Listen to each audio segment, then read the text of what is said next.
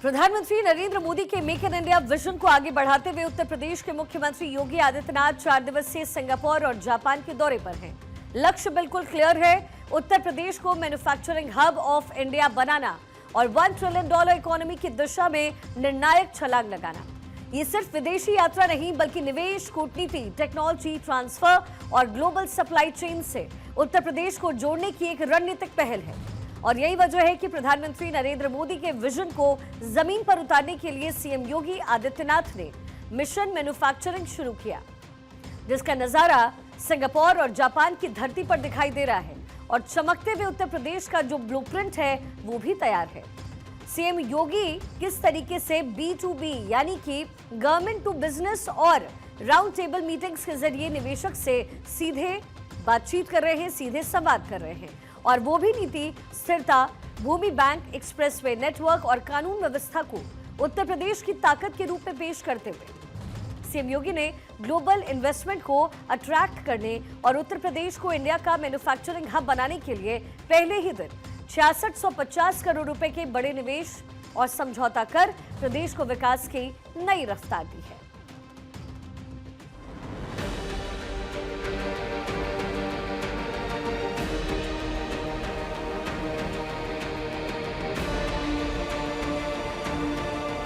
आज आपने देखा होगा उत्तर प्रदेश जो भारत की आत्मा का प्रदेश है, विरासत और विकास का एक अद्भुत संगम वहां देखने को आपको मिलता होगा।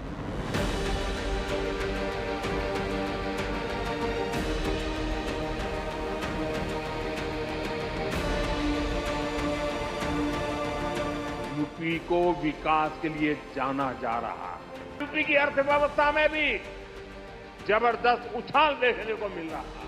योगी जी के नेतृत्व में यूपी देश का बड़ा मैन्युफैक्चरिंग हब बन रहा है।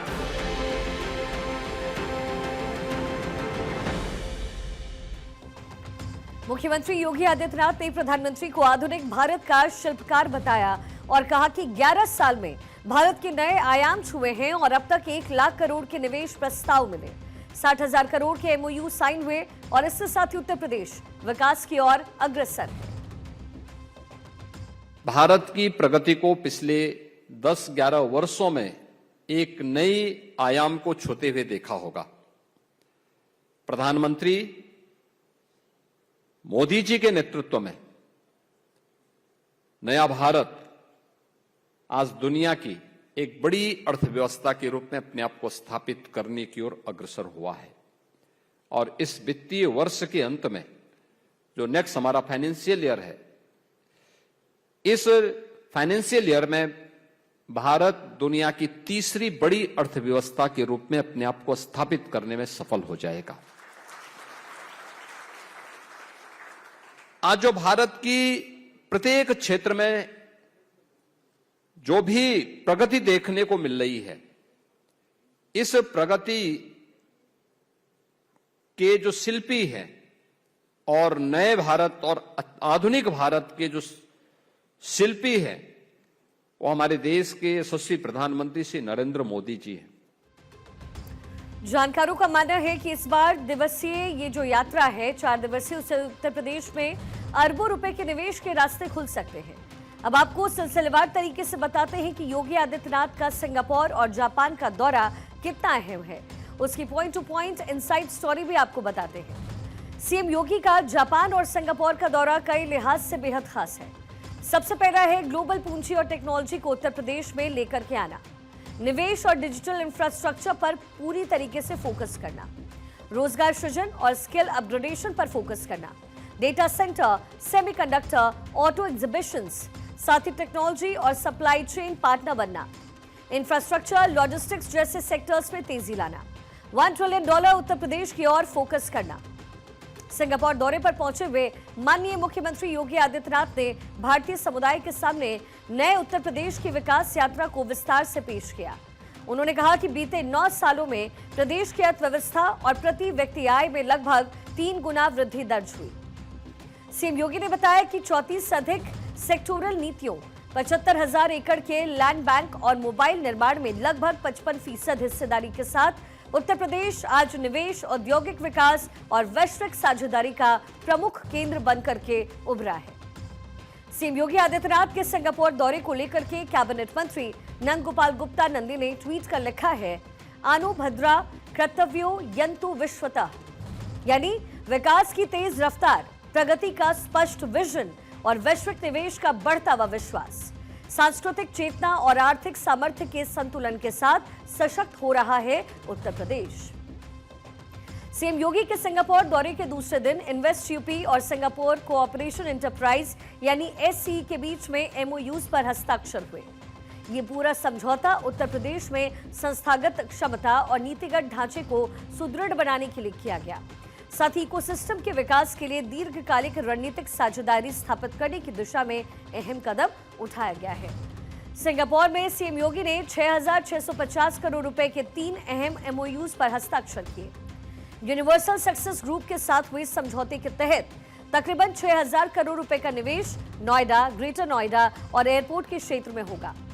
वहीं टेमासेक पोर्टफोलियो की कंपनी मणिपाल हॉस्पिटल्स गाजियाबाद में 500 करोड़ रुपए का निवेश कर सुपर स्पेशलिटी हेल्थ सुविधाओं का विस्तार करेगी। नोएडा इंटरनेशनल एयरपोर्ट के पास 100 एकड़ में 3500 करोड़ रुपए की लागत से इंटरनेशनल थीम पर आधारित इंटीग्रेटेड टाउनशिप विकसित होगी। 2027 में शुरू होने वाली इस पूरी परियोजना से 12,000 से ज्यादा लोगों को रोजगार मिलने की उम्मीद है।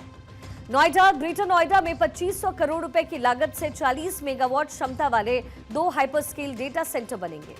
ये पूरी परियोजना उत्तर प्रदेश की डेटा सेंटर नीति को नई मजबूती देगी और डिजिटल इंफ्रास्ट्रक्चर को वैश्विक स्तर पर प्रतिस्पर्धी यानी कि कॉम्पिटिटिव बनाएगी और तकरीबन 1500 लोगों को सीधा इससे बेनिफिट मिलेगा, रोजगार मिलेगा। जेवर एयरपोर्ट पर 4,458 करोड़ रुपए का निवेश होगा। एआई सेट्स सिंगापुर दौरे के दूसरे दिन उत्तर प्रदेश को वैश्विक निवेश का एक और तोहफा मिला है। उत्तर प्रदेश सरकार ने एविएशन सर्विस सेक्टर की अग्रणी कंपनी एआई सेट्स के साथ एक महत्वपूर्ण एमओयू पर हस्ताक्षर किए। एआई सेट्स जेवर एयरपोर्ट परिसर में एक अत्याधुनिक कार्गो कैंपस का निर्माण करेगी और ये कार्गो कैंपस न केवल उत्तर प्रदेश बल्कि पूरे उत्तर भारत के लिए एयर फ्रेट और लॉजिस्टिक्स का एक प्रमुख केंद्र बनेगा, एक हब बनेगा। और इस पूरी परियोजना से निर्यात आयात गतिविधियों को जाहिर है गति मिलेगी, विशेषकर इलेक्ट्रॉनिक्स, फार्मा, कृषि उत्पाद जैसे जो क्षेत्र हैं उसको बड़ा बेनिफिट होगा। सिंगापुर की कंपनियों के साथ data centre, exhibition, clean energy, logistic और एविएशन सेक्टर में सहयोग पर चर्चा, यानी कि पारंपरिक उद्योग से आगे बढ़कर हाई वैल्यू मैन्युफैक्चरिंग और ग्रीन इकोनॉमी पर फोकस रहेगा। प्रधानमंत्री नरेंद्र मोदी के विजन और मुख्यमंत्री योगी आदित्यनाथ के आक्रामक निवेश अभियान का ये संयोजन उत्तर प्रदेश को नई औद्योगिक पहचान दे रहा है। सिंगापुर से जापान तक का ये दौरा दिखाता है कि उत्तर प्रदेश अब सिर्फ उपभोक्ता राज्य नहीं है बल्कि उत्पादन, नवाचार और निर्यात का केंद्र बनने की दिशा में निर्णायक कदम बढ़ा चुका है। मेक इन यूपी अब नारा नहीं है, एक वैश्विक औद्योगिक अभियान बनता जा रहा है।